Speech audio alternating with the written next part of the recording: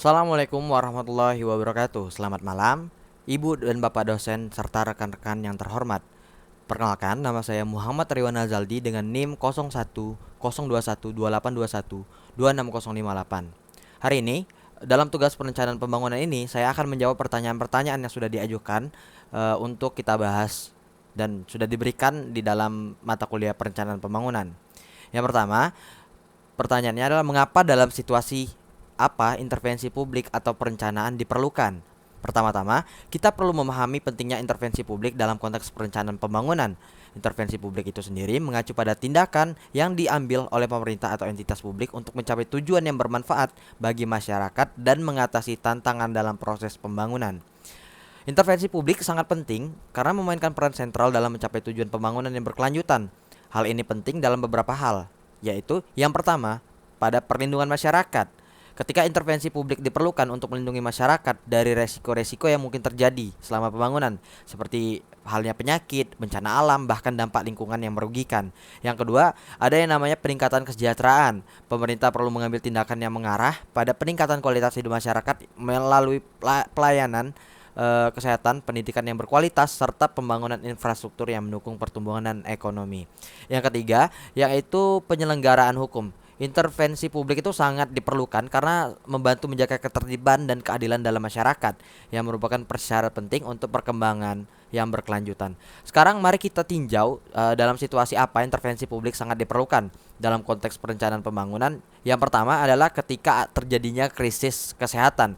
Situasi seperti pandemi mengharuskan pemerintah untuk mengambil tindakan segera guna mengendalikan penyebaran penyakit untuk melindungi kesehatan masyarakat. Contohnya baru-baru ini pada tahun 2020 kita dunia ini dilanda oleh pandemi COVID-19, di mana sebagai contoh konkretnya pemerintah di berbagai negara termasuk Indonesia segera mengambil tindakan termasuk penguncian wilayah, pembatasan perjalanan, dan peningkatan kapasitas rumah sakit untuk mengendalikan penyebaran penyakit dan melindungi kesehatan masyarakat. Selain itu, pemerintah juga memfasilitasi kampanye vaksinasi massal dalam program tes massal untuk mencegah penyebaran virus. Yang kedua, ketika terjadinya krisis ekonomi. Selama krisis ekonomi, intervensi publik diperlukan untuk mengurangi dampak negatif pada pekerjaan, bisnis, bahkan stabilitas ekonomi secara keseluruhan. Contohnya bisa kita ambil pada tahun 2008 ketika krisis keuangan global yang disebabkan oleh permasalahan perbankan di Amerika Serikat itu mengguncang ekonomi dunia. Di tengah krisis tersebut, pemerintah Amerika Serikat meluncurkan program stimulus ekonomi yang besar seperti American Recovery and Reinvestment Act yang bertujuan untuk mengurangi dampak negatif krisis tersebut. Program ini juga termasuk intensif fiskal, bantuan bagi sektor-sektor terdampak, dan investasi dalam infrastruktur untuk merangsang pertumbuhan ekonomi. Yang ketiga itu ketika terjadinya krisis lingkungan.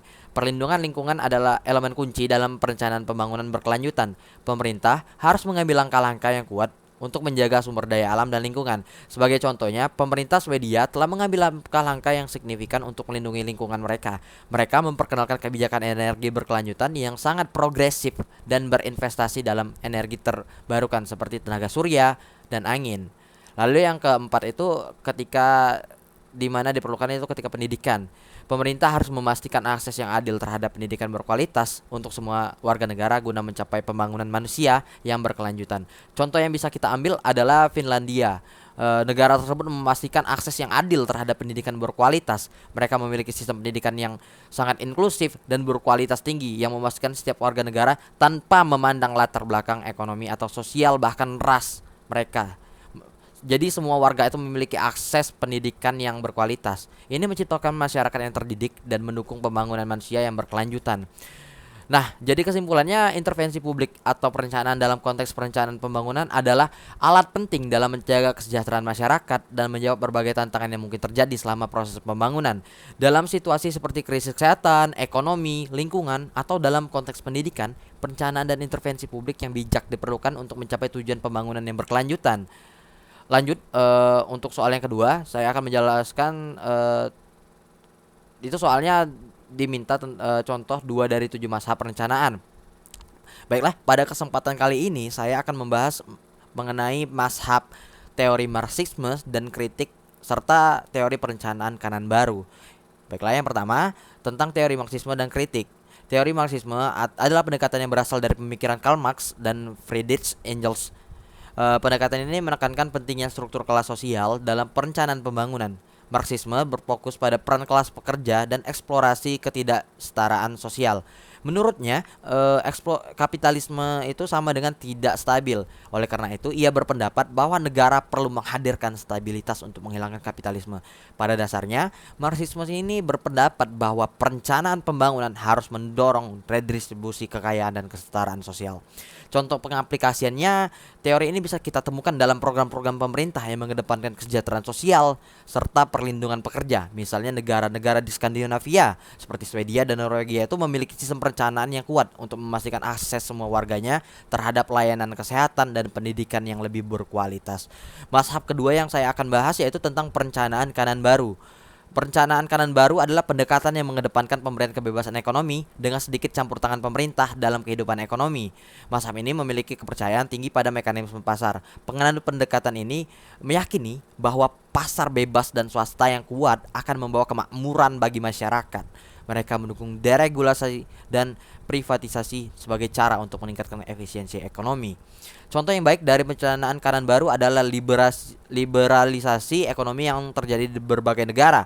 Misalnya pada tahun 1990-an nih, pemerintahan Ronald Reagan di Amerika Serikat dan Margaret Thatcher itu di Inggris mempromosikan kebijakan-kebijakan neoliberalis non liberal yang melonggarkan regulasi ekonomi dan mendorong swasta untuk berperan lebih besar dalam sektor-sektor seperti energi, transportasi, bahkan telekomunikasi.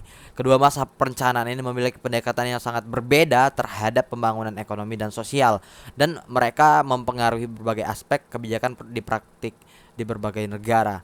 Demikian penjelasan saya tentang kedua soal yang sudah diberikan oleh dosen perencanaan pembangunan. Terima kasih atas kesempatannya. Untuk Ibu Bapak dosen, saya ucapkan terima kasih atas kesempatannya untuk menonton, meluangkan waktunya untuk menonton video saya. Saya akhiri. Wasbillahi taufiq wal hidayah. Wassalamualaikum warahmatullahi wabarakatuh.